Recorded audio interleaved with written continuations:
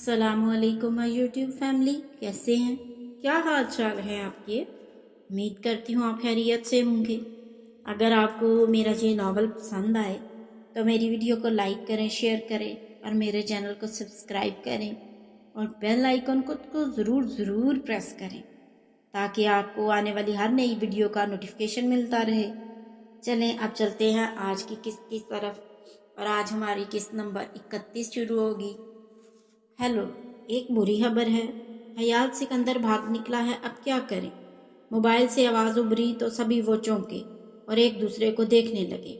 اب صرف ایک ہی حکم گائک کا بچا ہے، وہ بڈھا، اسے اپنی سخت قید میں رکھنا۔ اور ہاں، کل ہم آئیں گے تو باقی کی پلاننگ کرتے ہیں، تم بولتی کیوں نہیں، چپ کیوں ہو؟ ہیلو، آواز پھر سے ابھری۔ کشش نے کال کاٹ دی اور یامین کے پاس آئی۔ یامین لب بھینچے اسے دیکھ رہا تھا۔ وہ دادا جی کی بات، کشش کی آنکھیں نم ہوئیں۔ یامین نے گہرا سانس خارج کیا۔ کچھ نہیں ہوگا دادا جی کو، یامین نے یقین دلایا، میں اس علیزے چڑیل کو چھوڑوں گی نہیں۔ کہتے ہی وہ غصے سے باہر نکلنے لگی کہ یامین نے تھام کے روک لیا۔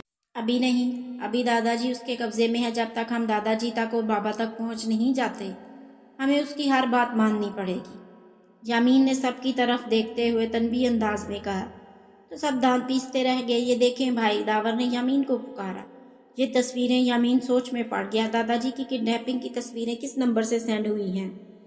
یہ جگہ جانی پہچانی سی لگتی ہے، یامین سوچ رہا تھا، اور ایک دم سے اسے یاد آیا، یہ پرانے قبرستان کے پاس ہے، کوئی مل ہے جو بند پڑی ہے وہیں۔ یامین نے فوراً جلیل کو کال کی اور اسے ہدایت دیتا مڑا۔ سر، ایک اور خبر دینی تھی آپ کو۔ جلیل بھی فوراً بولا۔ کیا؟ یامین چونکا۔ سر، وہ مسٹر عادل۔ جلیل نے ساری بات یامین کے گوش گزار دی۔ یامین نے ایک نظر کشش کو دیکھا جو اسی کو دیکھ رہی تھی۔ سر، وہ میر ویلا کے ارد گرد اپنے آدمیوں کو بھیج چکا ہے، سمیر سر اور میڈم کو اٹھوانے کے لیے۔ جلیل نے مزید انفو دی۔ بھیجنے دو، ڈر نہیں۔ یامین نے کشش کے گرد نظروں کا حصار مزید گہرا کیا تو وہ گھبرا کے نظریں پھیر گئی۔ امید ہے دادا جی مل جائیں گے، بس دعا ہے کہ بابا بھی صحیح سلامت ہوں، یامین نے دھیرے سے کہا تو سب نے دل میں آمین کہا۔ اس کے موبائل پہ جس نمبر سے تصاویر سینڈ ہوئی تھی، وہ لاسٹ کال جس کی آئی تھی، وہ نمبرز مجھے نکال کے دو۔ اور یامین نے داور کو ہدایات دی تو وہ فوراً عمل درآمد کرنے لگا۔ آپ کیا کریں گے اب؟ کشش نے دھیرے سے اس کے پاس آتے پوچھا۔ یامین نے ایک نظر اسے دیکھا۔ اسے یہ جائیداد، بزنس اور پیسہ چاہیے۔ نمبر کی چٹ داور سے لیتے وہ کشش کی جانب مڑتا سنجیدگی سے بولا، اس کے بعد وہ دادا جی کو چھوڑ دے گا تو کیا آپ سب کچھ اس کے نام کر دیں گے؟ کشش کو شاک لگا۔ نہیں، سب نہیں، جو میرا ہے، میرے نام ہے، وہ کر سکتا ہوں، یامین نے جاتے ہوئے مڑ کے کہا۔ لیکن دادا جی مل جائیں گے نا؟ تو کیوں؟ کشش کو ہضم نہ ہو رہا تھا تو جرا کرنے لگی۔ کشش، ابھی دادا جی ملے نہیں، اور میں بابا اور دادا جی کی زندگی کا کوئی رسک نہیں لے سکتا۔ میرے لیے ہر چیز سے اہم میرے اپنے ہیں، یامین نے اسے رسان سے سمجھایا۔ تھوڑا ویٹ تو کر لیں، اتنی جلد بازی کی کیا ضرورت ہے؟ کشش کا منہ بگڑا۔ کشش، یو آر امپاسبل، میرے پاس اتنا وقت نہیں کہ تم سے بحث کروں، اس لیے یامین جی چھوا، آپ غلط کر رہے ہیں۔ کشش نے اپنی بات پہ قائم رہی۔ یامین اسے بس ایک ٹک دیکھے گیا۔ کیا کشش کے لیے پیسہ زیادہ ضروری ہے؟ وہ سوچتا رہ گیا اور بنا کچھ کہے وہاں سے چلا گیا۔ یہ بینا اب سب اس علیزے چڑیل کے نام کر دیں گے اور وہ ہمیں یا تو گھر سے نکال دے گی یا اپنا غلام بنا لے گی۔ کشش نے وہیں بیٹھتے دکھ سے کہا، اور یامین جو واپس پلٹ کے آیا تھا اس کی بات سن کے ٹھٹک گیا۔ داور، موبائل واپس رکھو علیزے کا، اسے کسی قسم کا شک نہیں ہونا چاہیے۔ امید ہے دادا جی صبح تک مل جائے۔ میں جا رہا ہوں، کشش کو نظر انداز کرتے وہ داور سے کہہ کر مڑا کہ کشش پھر سے سامنے آ گئی۔ آپ کے ساتھ میں بھی جاؤں گی، ایک ضد تھی اس کے انداز میں جو یامین کو مزید غصہ دلا رہی تھی۔ ہاتھ سے پکڑا اور اسے وہاں سے اسی کے روم میں لے آیا اور دروازہ لاک کیا۔ تم یہیں رہو گی اور کوئی بھی کسی بھی قسم کی شرارت نہیں کرو گی، سمجھی؟ یامین نے اس کے قریب ہوتے اس کو تنبیہ کی، جبکہ آگے وہ بھی ماتھے پہ تیوری چڑھائے یامین کو گھور رہی تھی۔ میں آپ کے ساتھ جاؤں گی، وہی ضد۔ کشش، ہر بات پہ ضد اچھی نہیں ہوتی، آگے اس عادل کی مصیبت کو بھی گلے میں ڈال لیا ہے۔ غصے سے جھنجھلاتے وہ کشش کو عادل والی بات بھی کہہ دیا۔ کیا مطلب؟ کشش نے حیرت سے اسے دیکھا۔ تم سارے مطلب چھوڑو، میری بات غور سے سنو۔ میری اجازت کے بنا گھر سے باہر نہیں نکلو گی اور نہ ہی کوئی کسی قسم کا پنگا لو گی کسی سے، یامین نے دھیمے لہجے میں اسے پھر سے سمجھایا۔ اتنی ہدایتیں دے رہے ہیں اور آپ کو پتہ بھی ہے میں نے سننا نہیں تو ساتھ لے کیوں نہیں جاتے؟ کشش بھی پھر سے ضد کرتے بولی۔ یامین نے گہرا سانس خارج کیا۔ اگر ہم دونوں ایک ساتھ گھر سے غائب ہوئے تو لیزے کو شک ہو جائے گا اور اوہو، تو اچھا آپ اس چڑیل کی وجہ سے مجھ سے ساتھ نہیں لے جا رہے؟ ڈرتے ہیں اس سے؟ کمر پہ ہاتھ باندھے وہ لڑنے مرنے کو تیار ہو۔ ایسا کیسے سوچ لیتی ہو یار؟ یامین نے ماتھا مسلا اور موبائل پہ آتی کار پک کی اور بات کرنے لگا، جبکہ کشش اپنا غصہ کنٹرول کرنے لگی۔ کشش، یامین نے اسے پکارا، میں نے آپ سے کہہ دیا کہ میں نے جانا ہے، مطلب جانا ہے، وہ بات کاٹ کے بولی۔ ویسے بھی اس کے سامنے تو آپ نے مجھے ایک ظالم شوہر کی طرح روم میں بند کیا، تو سمجھے یہ دیوار میں چنوا دے گی۔ اب اسے کیا پتا چلے گا کہ آپ مجھے ساتھ لے گئے ہیں؟ کشش نے لمبا خاصا بیان دے دیا۔ یامین سوچ میں پڑ گیا۔ ایک منٹ، دیوار میں انارکلی کو چنوایا گیا تھا، یہ ہیر کہاں سے آ گئی؟ یامین کو اس کی مثال ہضم نہیں ہوئی۔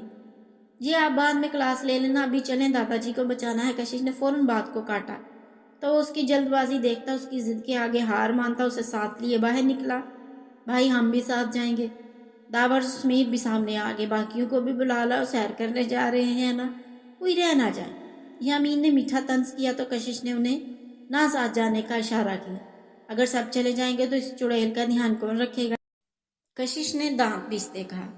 چلے، ان سے کہتی ان کو آنکھ ونک کرتی یامین کا ہاتھ تھامے باہر نکلی۔ یامین گارڈز اور سیکیورٹی گارڈز کو ہدایت دیتا گاڑی کی جانب بڑھا، جہاں وہ کشش کو لیے گاڑی میں بیٹھا۔ 2 گاڑیاں مزید سیکیورٹی کی ساتھ تھیں۔ اب وہ اسی پرانے قبرستان کی طرف گامزن تھے۔ وہ آفس جانے کے لیے تیار ہو رہا تھا اور نائشہ اس کے ارد گرد ہی منڈلا رہی تھی۔ گھڑی کی طرف ہاتھ بڑھائے وہ نائشہ نے جھٹ سے اٹھا کے اس کے سامنے کر دیے۔ حاذق نے ایک نظر اسے دیکھا اور گھڑی تھام لی۔ جتنی دیر وہ پہنتا رہا وہ بالوں کو کنگھی کرتا رہا، پاس کھڑی میٹھی نگاہوں سے دیکھتی رہی۔ حاذق نے پرفیوم کا سپرے کیا تو اس نے آنکھیں بند کی، وہ خوشبو اپنے اندر اترتی محسوس کی۔ حاذق نے بھی موقع ملتے دیکھ ایک بھرپور نظر اس پہ ڈالی، لیکن جلد ہی رخ پھیر گیا، صوفے پہ جا بیٹھا، شوز پہنتا۔ ایک بار پھر وہ چونکا جب عائشہ نے اسے شوز پہنانے چاہے۔ کیا کر رہی ہو؟ چھوڑو اسے۔ حاذق کے ماتھے پہ بل پڑ گئی اور عائشہ کا ہاتھ پیچھے کیا۔ پلیز کرنے دے، وہ سر جھکائے بولی تو حاذق خود بھی کھڑا ہوا اور اسے بھی کھڑا کیا۔ پاگل ہو گئی ہو کیا؟ کیوں یہ سب کچھ کر کے کیا ثابت کرنا چاہتی ہے؟ یا اگر تم یہ سمجھ رہی ہو کہ میرے دل میں وہ پہلے والا مقام حاصل کر لو گی یہ سب کر کے، تو میں ایسا کچھ نہیں چاہتی۔ حاذق میں جانتی ہوں میں نے غلط کیا، بنا کسی ٹھوس وجہ کے آپ کو ڈچ کیا، آپ سے علیحدگی اختیار کی۔ میں کیا کروں؟ آپ کے سب ٹھیک ہو جائے۔ آپ کی بے رخی مجھے تکلیف دے رہی ہے۔ اس کی آنکھوں کے آنسو حاذق کے دل کو پسیج رہے تھے۔ وہ اپنے فیصلے پر قائم نہیں رہ پا رہا تھا۔ ہاں تھوڑی بہت سزا تو بنتی ہے جو وہ اسے دے رہا تھا، لیکن یوں اسے روتا دیکھ وہ برداشت نہیں کر پا رہا۔ حاذق آپ بہت اچھی ہیں، شاید میں آپ جتنی اچھی نہیں، میں آپ کو ڈیزرو نہیں کرتی۔ آپ تو بہت اچھی لڑکی، وہ کہہ نہ پائی۔ آنسو نے مزید کچھ کہنے جوگا چھوڑا ہی نہیں۔ اس کی بات پہ حاذق نے لب بھینچے۔ کیا مطلب اس بات کا؟ شاید ایک وقت آئے گا آپ مجھے چھوڑ دیں گے، اور میں محبت ختم نہیں کرنا چاہتی اور نہ ہی آپ سے دور جانا چاہتی ہوں، لیکن پھر سوچتی ہوں دوری کی اذیت فقیری کی اذیت سے ذرا کم تکلیف دہ ہوگی۔ وہ نین کٹورا آنکھیں حاذق پہ اٹھیں تو حاذق کا دل ہی لے ڈوبی۔ حاذق نے آگے بڑھ کر اسے سینے سے لگایا اور وہ پھوٹ پھوٹ کے رو دی۔ کب سے وہ ان باہوں کے لیے تڑپ رہی تھی، ان پناہوں میں آنے کے لیے۔ حاذق نے بہت مضبوطی سے اسے اپنے حصار میں لیا۔ عائشہ، آج تو کر لی بات دور جانے کی، آئندہ کی تو جان سے مار ڈالوں گا، کہتے وہ عائشہ کو جنونی سا لگا۔ آپ مجھ پہ اعتبار نہیں کرتے، منہ بسورتے روتے ہوئے کہا۔ حاذق نے اس کے آنسو صاف کیے۔ اعتبار محبت کی پہلی سیڑھی ہے عائشہ، اگر اعتبار نہ ہوتا تو پیار کیسے کرتا؟ بہت نرم اور پیار بھرے لہجے میں کہا۔ عائشہ کی تو غیرت سے آنکھیں ہی پھیل گئیں۔ مطلب جو آپ نے رات کو کہا وہ سب؟ تم نے تھوڑا تنگ کیا، 8 ماہ پاگلوں کی طرح تمہیں ڈھونڈتا رہا اور تم کسی کے کہنے پہ بنا سوچے سمجھے مجھ سے دور ہو گئی، ایک بار بھی مجھ سے نہیں پوچھا کہ حقیقت کیا ہے؟ وہ تو میں تمہاری ماما سے نہ ملا ہوتا تو شاید کبھی نہ جان پاتا۔ حاذق نے آج وہ بات کہہ ہی دی جسے وہ اتنے عرصے سے چھپا رہا تھا۔ ہاں، وہ عابدہ آنٹی سے ملا تھا عائشہ کی غیر موجودگی میں، اور انہوں نے ہی اسے راہ دکھائی تھی، عائشہ کے بارے میں تفصیل بتائی تھی اور کہا تھا کہ وہ اس کی سگی ماں کو ڈھونڈنے میں اس کی مدد کریں۔ نام اور بایو ڈیٹا سب بتایا۔ وہ اپنی بہن کو کیسے بھول سکتی تھی؟ ہاں، ان کا ایڈریس بھی نہیں جانتی تھی۔ وہ عائشہ کو اکیلا اس دنیا میں چھوڑ کے جانا نہیں چاہتی تھی۔ جبکہ وہ جانتی تھی کہ انہیں بلڈ کینسر ہے اور وہ آخری سٹیج پہ ہے۔ اس دن چائے بنانے کے لیے وہ کچن کی طرف بڑھی تو غیر ارادی ہی صحیح حاذق عائشہ کے روم کی جانب۔ یہ تھی تو ایک غیر اخلاقی حرکت، لیکن وہ یہ جانتا تھا کہ عائشہ کو ڈائری لکھنے کا شوق ہے اور وہ اپنی زندگی کی ہر بات ڈائری میں لکھتی ہے۔ حاذق کو زیادہ محنت نہ کرنا پڑی اور ایک دراز کے اندر اسے ڈائری مل گئی جسے وہ چھپا کے لے آیا۔ اسے پڑھنے کے بعد حاذق کو ساری سچائی پتہ چل گئی تھی، لیکن عادل کے ساتھ شادی پہ حامی بھرنے پہ حاذق کو بے پناہ غصہ آیا کہ بجائے سچائی بتانے کے وہ پھر سے اس سے دور جا رہی ہے۔ میں نے کبھی دھیان ہی نہ دیا کہ میری ڈائری میرے پاس نہیں، عائشہ دھیرے سے بولی۔ عائشہ، مجھ سے جب تم نے دور جانے کا سوچا مجھے تب تم میں غصہ آئے، اور تب تو بہت زیادہ، جب بجائے مجھے سچائی بتانے کے تم نے عادل کے رشتے کے لیے ہاں کر دی۔ عائشہ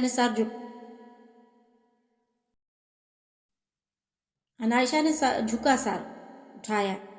عائشہ، تم نے ایک بار پھر سے مجھ پہ بھروسہ نہ کیا۔ ماما بابا کو منانا میرے لیے کوئی مسئلہ نہیں تھا، لیکن تمہاری بے وفائی میں وہ بے وفا نہیں آ گئی۔ عائشہ تڑپ ہی گئی اس کی بات پہ۔ ہاں جانتا ہوں، لیکن جدا ہونے کا تو سوچا نا۔ وہ تو کشش کے نام پہ حاذق کا دل نرمی لے آیا، بنا کسی رشتے کے اس نے بنا کسی کی پرواہ کیے اس کا ساتھ دیا اور انہیں ملوایا۔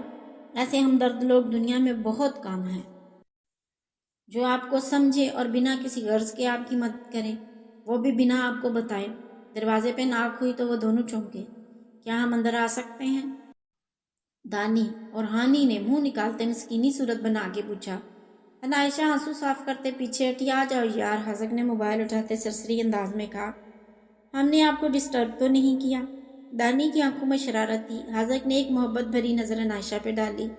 اب تو کر دیا ہے، خیر بتاؤ کیا ہوا؟ حاذق نے والٹ پاکٹ میں رکھتے ہوئے کہا۔ ہم نہ پلان کر رہے تھے کہ آپ کے ساتھ چلیں کہیں گھومنے، اس سے پہلے کہ آپ دبئی کی اڑان بھرے۔ دانی نے مسکراتے کہا۔ ایک کام کرو، اپنی آپی سے پوچھو، جہاں جانا چاہو مجھے بتا دینا، میں آ جاؤں گا۔ ابھی آفس جانا بہت ضروری ہے، یامین بھی نہیں ہے تو جلدی جانا ہے، اور کوشش کروں گا۔ عائشہ کی طرف پیار سے دیکھا۔ جلدی آ جاؤں، اللہ حافظ۔ نظروں سے ہی اسے پیار دیتے وہ باہر کی جانب نکلا، جبکہ دانی اور ہانی اب عائشہ کے ارد گرد ہو لیے تھے۔ حیات صاحب بھاگ کے وہاں سے نکل تو آئے، لیکن ان پہ کافی تشدد کیا گیا تھا، جس کی وجہ سے ان کو چلنا بھی محال ہو رہا تھا، لیکن وہ واپس نہیں جا سکتے تھے۔ انہوں نے کڈنیپرز کو کہتے سنا تھا کہ ان کے والد کو بھی انہوں نے قید کیا ہوا ہے۔ وہ اپنے والد کو ڈھونڈنا چاہتے تھے ہر حال میں، اور وہ ہر ممکن کوشش کر رہے تھے۔ ان کے پاس کوئی موبائل کچھ بھی نہ تھا۔ وہ یامین کو اطلاع دیتے تھے، سنسان اور بیابان علاقہ، دور دور تک کوئی نہ تھا کہ وہ مدد لے لیتے۔ زخموں سے چور وہ ایک جگہ تھک کے بیٹھ گئے۔ یا اللہ مدد فرما، تو جانتا ہے میں نے جان بوجھ کے کچھ نہیں کیا، سب انجانے میں ہوا اور میری کوئی غلطی بھی نہیں، تو ہی میری مدد کا۔ ان کی آنکھوں میں آنسو آگے اپنی بے بسی پا۔ وہ جو کل تک چلتے بھی اکڑ کے چلتا تھا، آج بے بس ہوا تھا۔ اللہ کے آگے اسی اسنا میں انہیں کسی کے قدموں کی چاپ سنائی دی تو وہ فوراً وہاں سے اٹھے اور ایک طرف لڑکھڑا کے چلنا شروع کر دیا۔ ان کی گاڑی بھی راستے میں تھی۔ یامین کو محسوس ہوا کہ ان کا تعاقب کیا جا رہا ہے۔ اس نے سیکیورٹی گارڈز کو الرٹ کیا اور اپنی گن نکال کے چیک کی۔ یہ بھی ہے آپ کے پاس؟ کشش کی آنکھیں چمکی۔ یامین نے ایک نظر ہی دیکھا ہوگا کہ ان کی گاڑی ان بیلنس ہوئی۔ یہ کیا ہوا؟ یامین نے ڈرائیور سے پوچھا، جو گاڑی کو قابو کرنے کی ناکام کوشش کر رہا تھا۔ سر کسی نے گاڑی کا ٹائر پنکچر کیا ہے۔ گاڑی روکو، یامین نے فوراً حکم دیا، لیکن سر گاڑی روکنا خطرے سے خالی نہیں۔ ڈرائیور نہ مانا۔ تمہیں جتنا کہا ہے وہ کرو، یامین نے اس کی بات پہ سختی سے کہا۔ تو اس نے سامنے دیکھتے ایک جھٹکے سے گاڑی کو روکا۔ سامنے ہی 3 بلیک کلر کی گاڑیاں کھڑی تھیں اور ان کے آگے کچھ آدمی بھی کھڑے تھے، جیسے انہی کے انتظار میں تھے۔ وہ بہت مطمئن انداز تھا۔ کشش نے یامین کو دیکھا۔ وہ کیا کرنے والا تھا؟ اندازہ لگانا چاہا۔ یامین پہچان گیا تھا وہ کوئی اور نہیں عادل کے بندے تھے، اور سامنے ہی یامین کو وہ کھڑا نظر آ گیا۔